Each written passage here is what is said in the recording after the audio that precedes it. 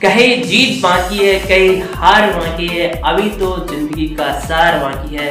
ये तो सिर्फ एक पन्ना था, अभी तो पूरी किताब बाकी है। जय हिंद साथियों, आने वाले कुछ ही समय में बोर्ड एग्जाम शुरू हो रहे हैं। सभी बच्चे परीक्षा के लिए तैयार हैं, लेकिन कुछ बच्चे परीक्षा के प्रेशर से चिंतित भी है और यहाँ तक कि माता पिता भी चिंतित रहते हैं। साथियों, चिंता होना जरूरी भी है, क्योंकि जो इतना बड़ा एग्जाम है उसका थोड़ा बहुत तो ख्याल होना चाहिए।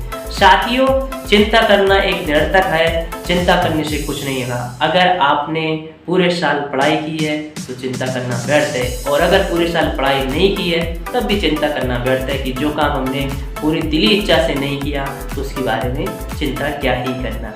माय डियर फ्रेंड्स, मैं सभी जानता हूँ कि सभी बच्चों ने बहुत अच्छे से पढ़ाई की, सभी बच्चे परीक्षा के लिए पूरी तरह तैयार हैं, लेकिन परीक्षा शब्द एक हमारे देश में या कहीं संपूर्ण विश्व में परीक्षा का शब्द सुनते ही सभी लोग थोड़ा बहुत तो चिंता होते हैं।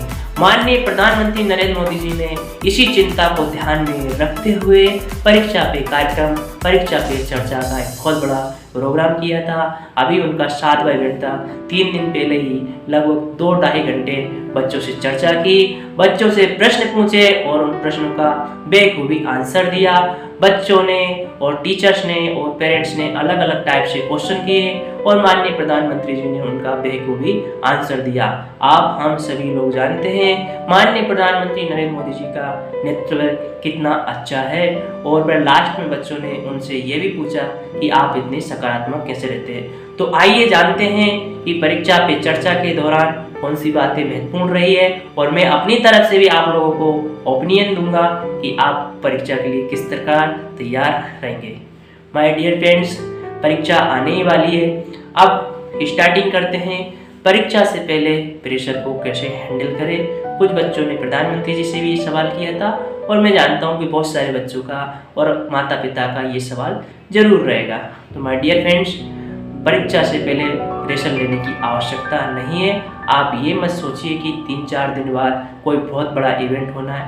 आप उसको एक आसानी से लीजिए, उसी तरह लीजिए जैसे कि हमको कोई एग्ज़ाम को सोल्व करना है। जैसे कि आप बहुत सारे माता पिता ये जाते हैं कि आज मेरा बच्चा 10th का एग्ज़ाम या 12th का एग्ज़ाम दे रहा और टॉप करेगा, तो उसको अच्छे कपड़े पहना के पहुंचाएंगे, कुछ स्पेशल खाना खिला के सुनाएंगे और उस पर बड़ी बड़ी एक्सपेक्टेशन थोपेंगे। यहाँ तक कि कुछ माता पिता अपने जीवन में कुछ अगर नहीं कर पाते हैं तो वो अपने बच्चे से एक्सपेक्ट करते हैं। तो उसकी बजाय वो अपने बच्चे को सलाह दे कि बेटा तू अपना परफॉर्मेंस अच्छा करना और फल की चिंता मत करना, तेरा कर्म है परीक्षा देना, परिणाम बात की बात है। तो इसको एक सामान्य वे में लेना है, किसी प्रकार से उसको स्पेशल इवेंट नहीं बनाना होता है।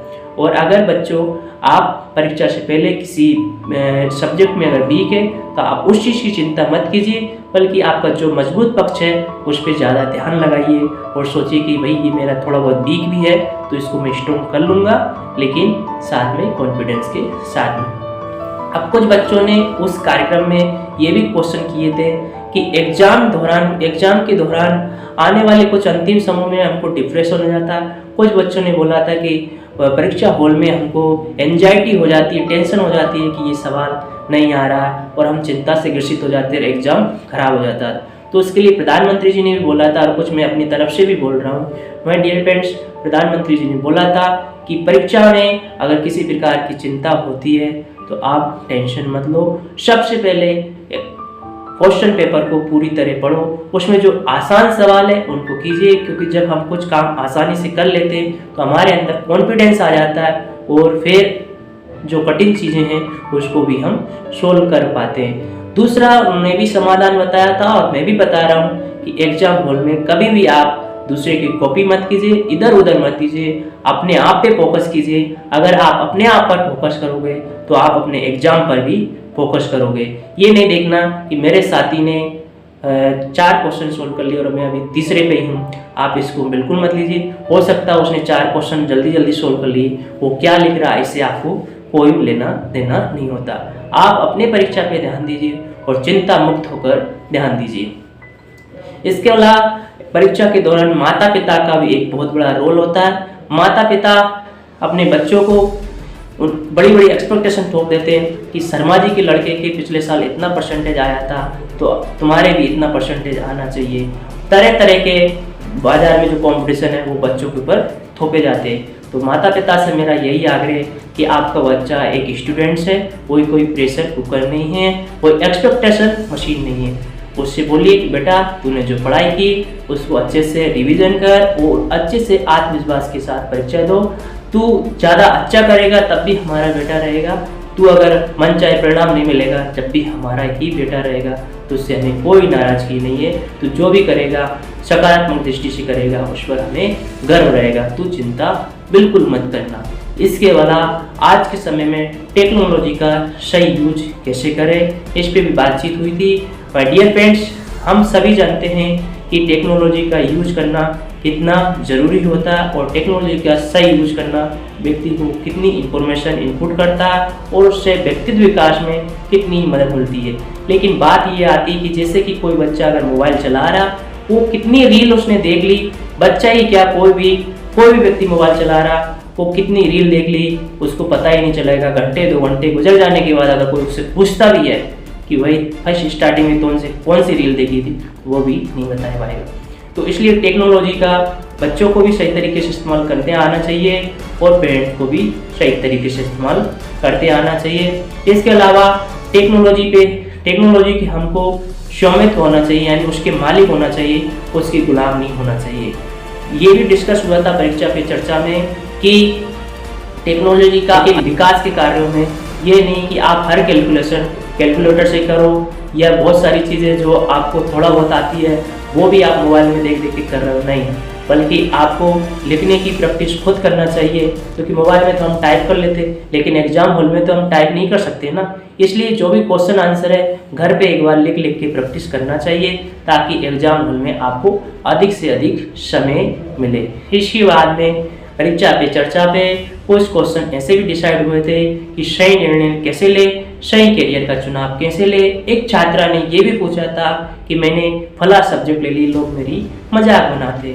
उसमें माननीय प्रधानमंत्री जी ने भी जवाब दिया था और मेरा भी ओपिनियन है कि सबसे पहले तो आप अपने निर्णय पे अडिग रहिए। निर्णय पहली बार सोच समझ कर लीजिए और अगर आपने निर्णय ले लिया तो आप किसी दूसरे से मत डरिए, बल्कि आप ये सोचिए कि अगर इस काम को मैंने चुना है तो मैं बेहतर और बेहतर तरीके से कर सकता हूँ। कोई भी काम छोटा या बड़ा नहीं होता, कोई भी सब्जेक्ट छोटा या बड़ा नहीं होता। हमारा नज़रिया तय करता है कि हम उस पर कितना वक्त दे रहे हैं और कितनी ईमानदारी से काम कर रहे हैं। प्रधानमंत्री जी ने इस पर एक उदाहरण दिया था कि स्वच्छता प्रधानमंत्री जी के लिए एक छोटा सा विषय है, लेकिन मैंने ये जन आंदोलन बना दिया। आज पूरा देश स्वच्छता को बहुत बड़े गंभीरता के साथ लेते हैं। तो माय डियर फ्रेंड्स, इसी तरह मैं भी देखता हूँ आज भी इसमें लोग सब्जेक्ट के लिए चिंता ग्रसित रहते हैं और किसी ने अगर छोटा कुछ आर्ट्स वगैरह ले लिए विशेष करके तो लोग उसको हीन भावना से देखेंगे या उसकी मजाक बनाएंगे। तो ऐसा कुछ भी नहीं है, कोई भी सब्जेक्ट छोटा नहीं है, क्योंकि आप किसी भी सब्जेक्ट में अच्छे से पढ़ाई करोगे तो उस पर भी टॉप लेवल तक अवश्य पहुँचोगे। इसके अलावा ऑलवेज पॉजिटिविटी कैसे रहे, सकारात्मक कैसे रहे, प्रधानमंत्री जी से भी पूछा था।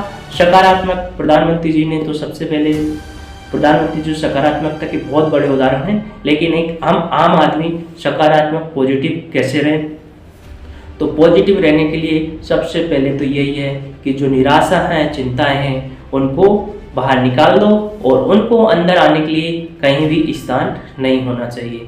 उसके लिए आपको छोटी से छोटी बातों पे ध्यान देना चाहिए। छोटी छोटी बातों का टेंशन लोगे तो फिर बड़ी बातों को भी लेंगे। तो जो छोटी छोटी चुनौती हैं उनको हमेशा निराकरण करते रहिएगा। जब हम छोटी परेशानियों से उबर जाएंगे तो आने वाले जीवन में बड़ी परेशानियों से उबर जाएंगे। जब हम चुनौतियों को चैलेंज करते जाएंगे, उनसे उबरते जाएंगे, तो हमें कॉन्फिडेंस आ जाएगा और पॉजिटिव विचारधाराएं से हम भरपूर हो जाएंगे। तो साथियों, यही कुछ परीक्षा पे चर्चा थी। मैं उम्मीद करता हूँ कि आप सभी लोगों को मेरी बातें पसंद आई होगी। अगर पसंद आई तो अन्य बच्चों को भी शेयर कीजिएगा, अन्य पेरेंट्स को भी शेयर कीजिएगा। आप सभी लोग परीक्षा में बेहतर से बेहतर कर पाए, ऐसी मेरी शुभकामनाएं हैं। साथियों, आप सभी लोग को परीक्षा के लिए बहुत बहुत बधाई।